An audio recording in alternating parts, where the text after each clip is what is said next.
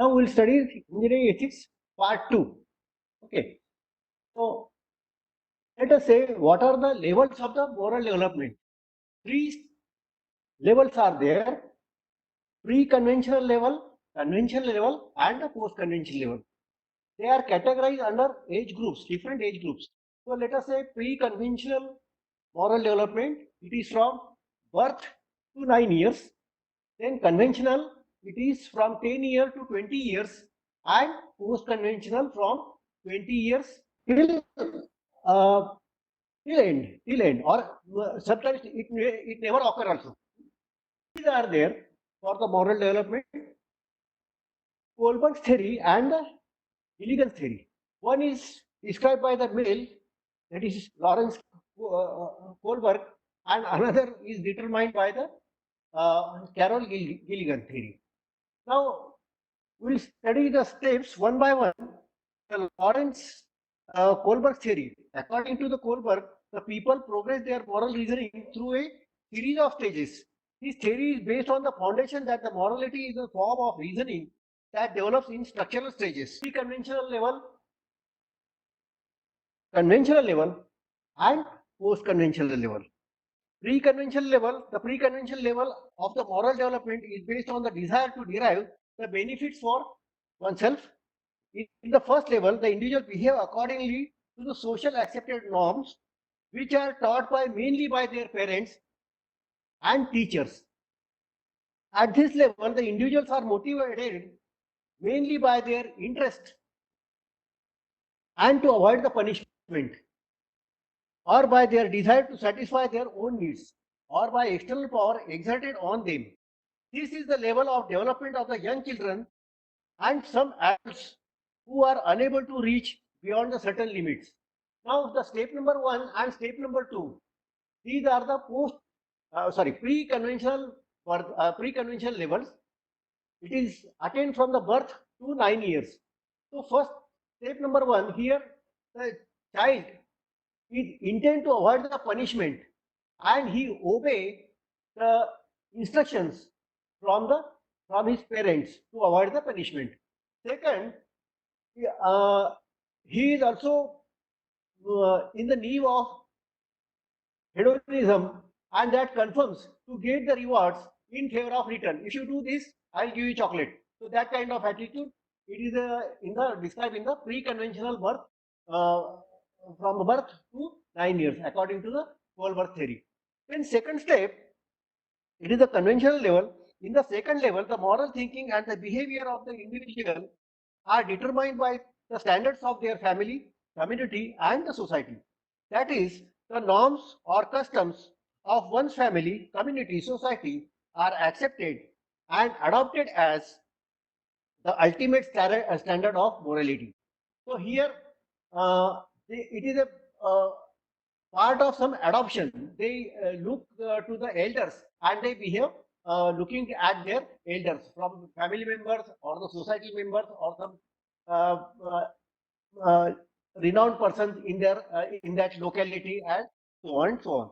Then at this level, the individuals are motivated by the desire to please others and to meet the social units expectations without bothering much about their self-interest.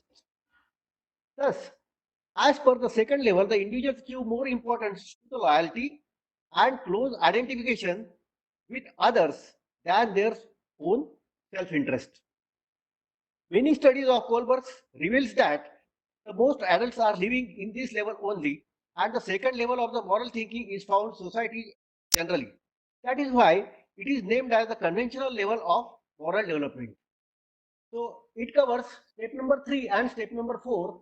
That is step number 3, that is good boy, good girl, bad girl. That kind of morality develop, and it confirms to avoid the disapproval or dislike by the others. And step number 4, it confirms to avoid the censure by the authorities. Uh, Censored by the authorities. That is, they should not be deprived by any of the members. So that is confirmed to the avoid the censure by the authorities. Then, lastly, it is post-conventional level. post-conventional level, in the post-conventional level, the individuals are guided by the strong principles and convictions, not by the selfish needs or pressures from the society.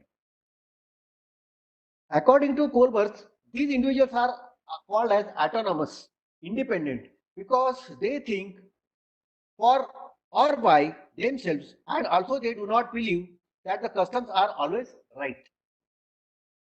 The people at this level want to live by general principles that are universally applied to all people. They always desire to maintain their moral integrity, self-respect, and the respect of the other autonomous individuals. Woolworth felt that the majority of the adults do not reach the post-conventional levels.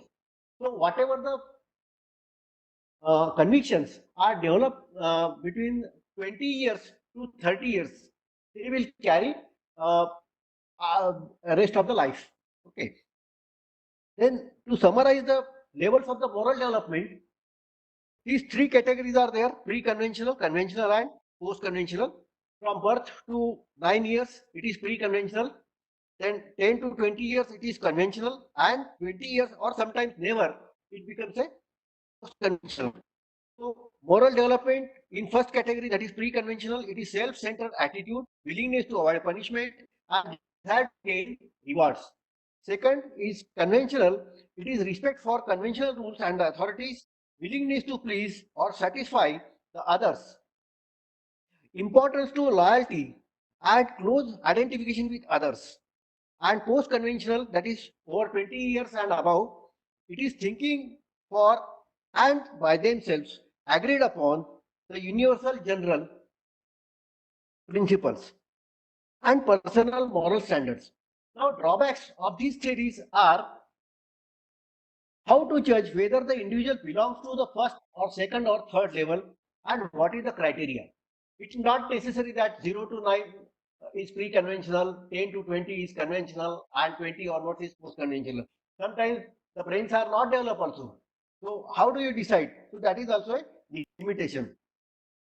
What is the exact stage to specify the moral development or growth? How does one can say that the higher levels represents more advanced stage of moral maturity? Sometimes the person may not get the maturity even 30 years also or 40 years also. So you cannot say like this way he belongs to the pre-conventional or conventional or post-conventional level.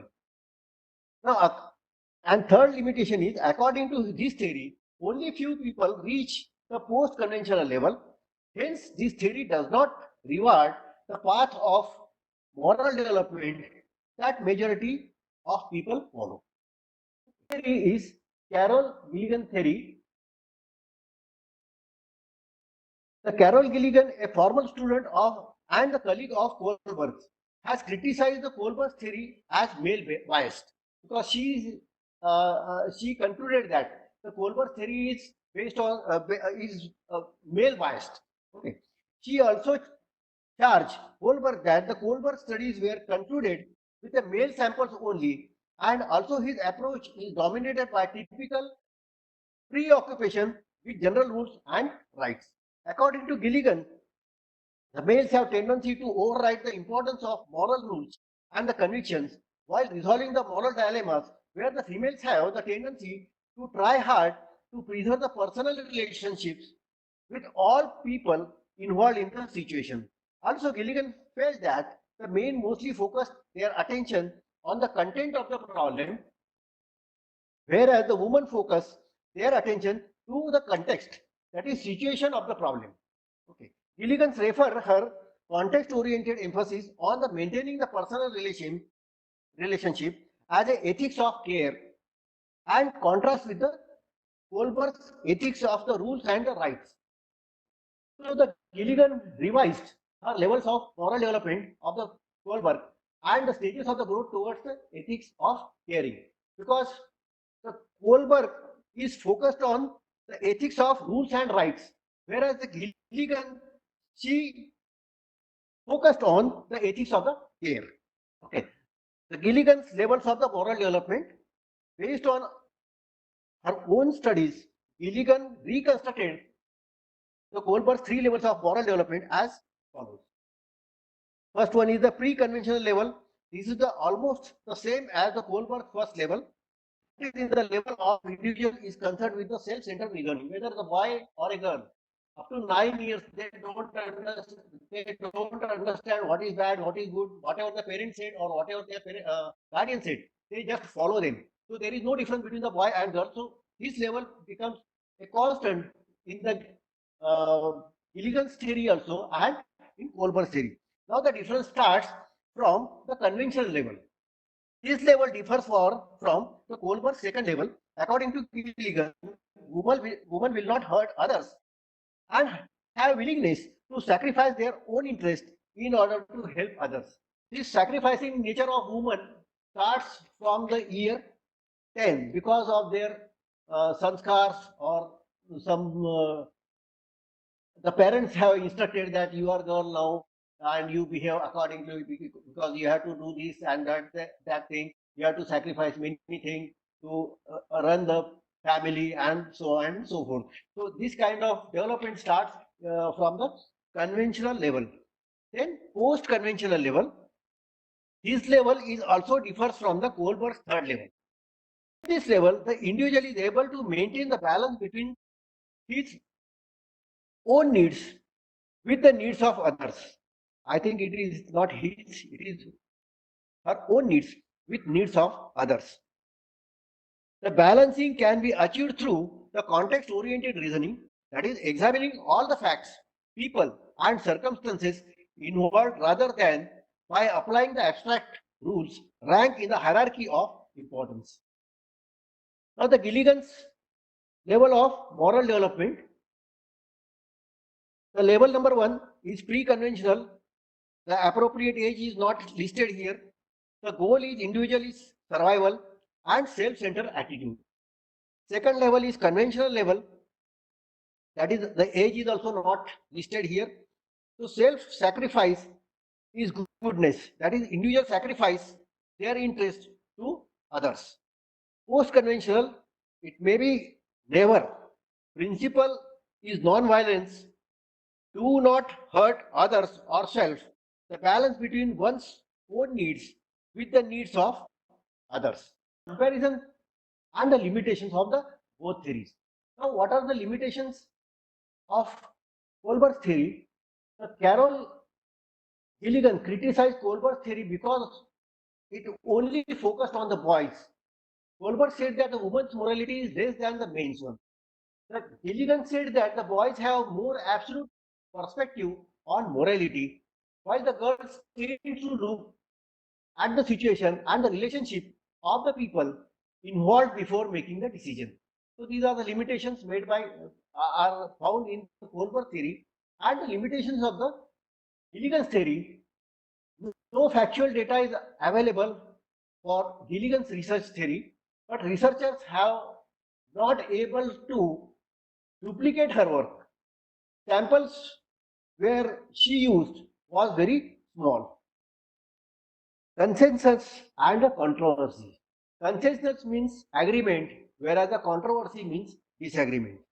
Literally, the consensus means the agreement and the controversy means disagreement. When an individual exercises the moral autonomy, he may not be able to attain the same results as the other people are obtained in practicing their moral autonomy. Here there might be some differences in practical applications of moral autonomy. These kind of controversies, that is, disagreements, are inevitable. Then, since the exercising the moral autonomy is not precise and clear-cut as arithmetic, therefore the moral disagreements are natural and common.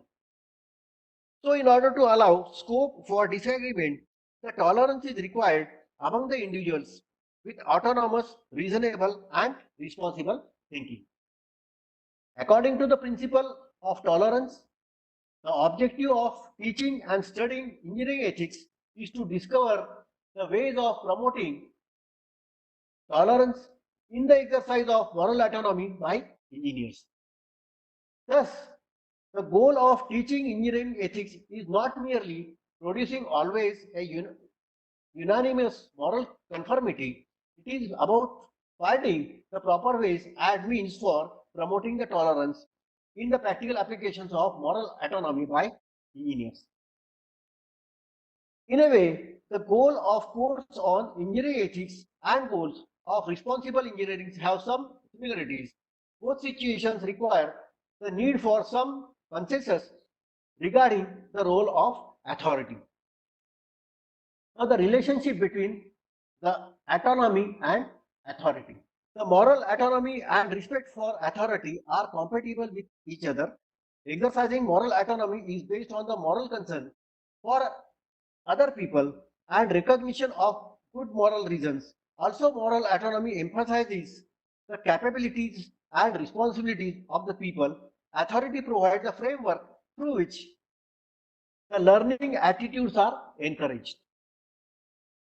Sometimes conflicts will arise between individuals' need for autonomy and the need of consensus about the authority.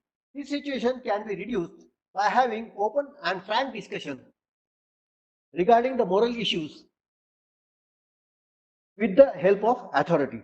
Illustrations here. Let us consider this class. This class, the teacher is the authority in the class to maintain the discipline, and the students are autonomous and they are having autonomy to ask the doubts or difficulties in the subject to maintain the healthy and academic environment in the class. Profession. What is profession? The profession is defined as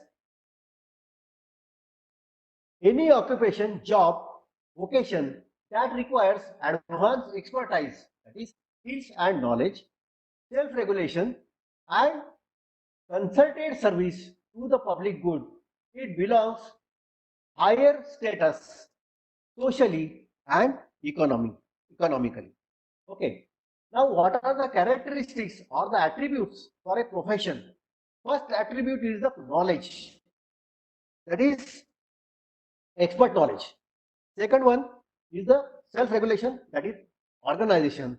And the third one is the public good. Now we'll discuss one by one. So what is knowledge? It is advanced expertise. Many professions require the sophisticated skills to and how, and the theoretical knowledge, know how and why. Formal education, training, continuing education, updating are the needed. For example, the law, medicine, engineering, pharmacy, architects, they require the specialized skills. So the specialized knowledge is very essential as a characteristics for the as a profession. Okay. Second one is the self regulation or the societies. So society plays important role in setting the standards for admission to the profession, drafting codes of ethics, enforcing the standards of conduct, and representing the profession before the public and the government.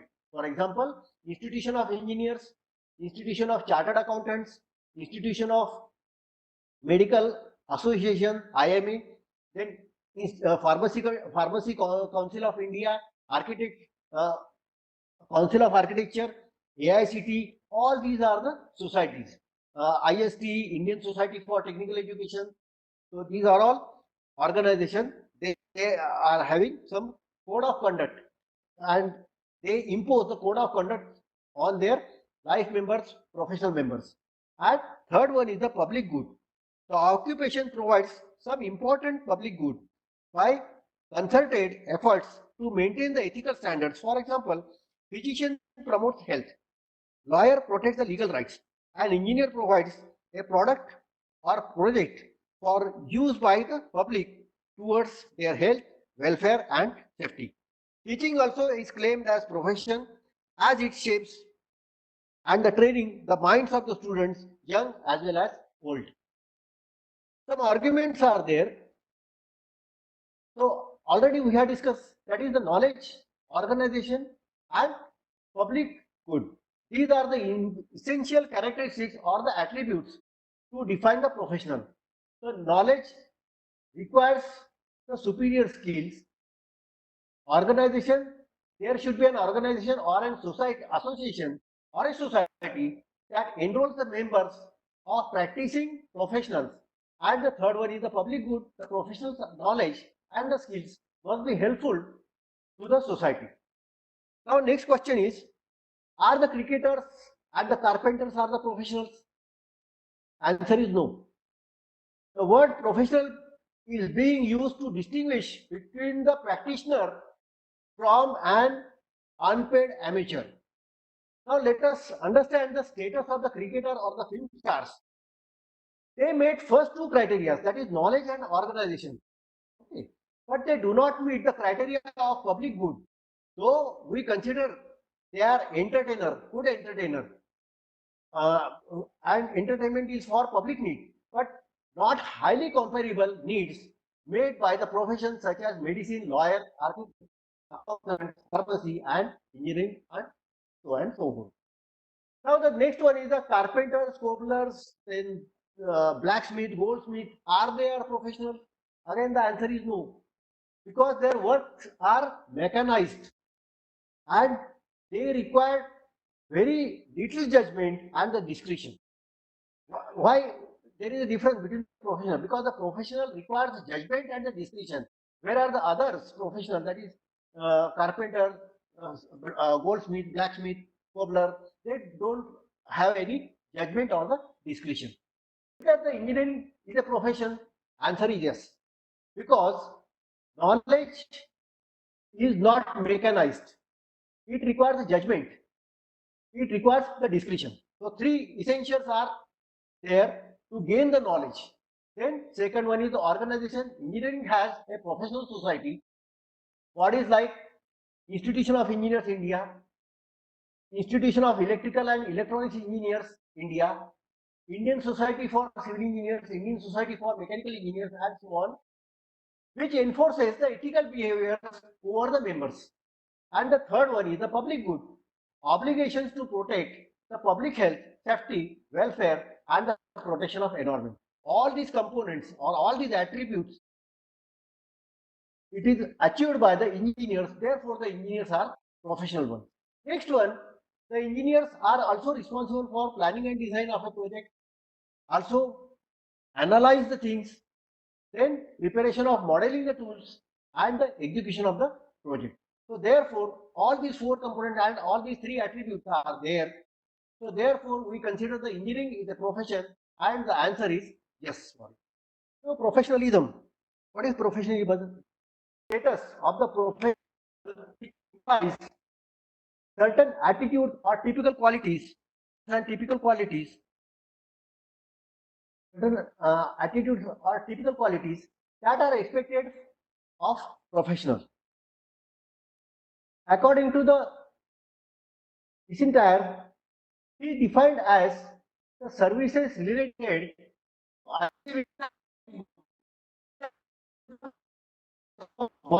moral.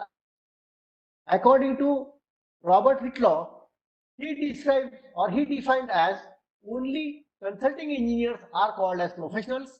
Engineers working in corporate or with the government cannot be called as professionals since they are not independent and they are protected by bill of their rights. Here, Whitlaw described as the corporate employees and the government employees. They are considered as a professional because they are not independent. They are dependent on somebody. They are dependent because they cannot take independent decisions, and their decisions are uh, solely depend on their policies, which are framed by the corporates or the governments. According to Samuel Florman, he defined as it is essential that the professionals should serve rather than filtering their everyday work to a sieve of ethical sensitivity. The professional restraints should be only a law and government regulations, rather one's personal consensus. Let us have a concluding remarks. Professionals should meet the following two general criteria. That is, reaching the standards of education, job performance, and the creativity. All these characteristics are occur in medicine, lawyer, engineers, pharmacy, and architect. And next is the attainment of moral responsibilities because all these professionals they are having moral responsibility. They are binded by some code of ethics of their respective societies, and they are members of professional societies, and they have professional obligations also. Now, the models of professional roles. What are the roles played by the professional or the professional engineer? The engineer as a savior, engineer as a guardian, engineer as a bureaucratic servant, engineer as bureaucratic servant, servant, social enabler or catalyst, and the game player. Savior, an engineer as a savior, save the society from poverty, illiteracy, wastage, inefficiency, ill health, and maintain human dignity and lead to prosperity through technological development and social planning. The example is R.L. Stevenson. Second one, he should act as a guardian. He guards the interest of the poor and general public as one who is conversant with technology development and is given the authority befitting his expertise to determine what is the best suited to the society. The example is here Lawrence of Arabia. Then bureaucratic servant, he serves the organization and employers. The management of enterprises fixes its goals and assigns the job of problem solving to the engineer who accepts the challenge and shapes them into a concrete achievement. Sir Vishwesvaraya were the renowned engineer in India, and he developed so many projects, and he worked for the government of India for so many projects like dams and irrigation projects. Then social servant that exhibits the social responsibility. The engineer translates the interest and the aspiration of the society into reality, remembering that his true master is a true master and society at large. For example, Jamshedji Tata. Then next one is the social enabler and the catalyst. One who changes the society through technology. The engineer must assist the management and the society to understand the needs and make informed decisions on the desirable technological development and minimize the negative effects of technology on people and their living environment. Thus, he shines as a social enabler or a catalyst for the further growth. So here examples are like I would like to quote here is Sri Sundarlal Bahuguna and Anna Hazare. Then game player is a neither servant or nor a master. An engineer is an assertive player, not passive player, who may carry out his master's voice. He plays unique role successfully within the organization, providing the excitement of profession and having the satisfaction of surging ahead in competitive world. For example, Narayan Murthy of Infosys.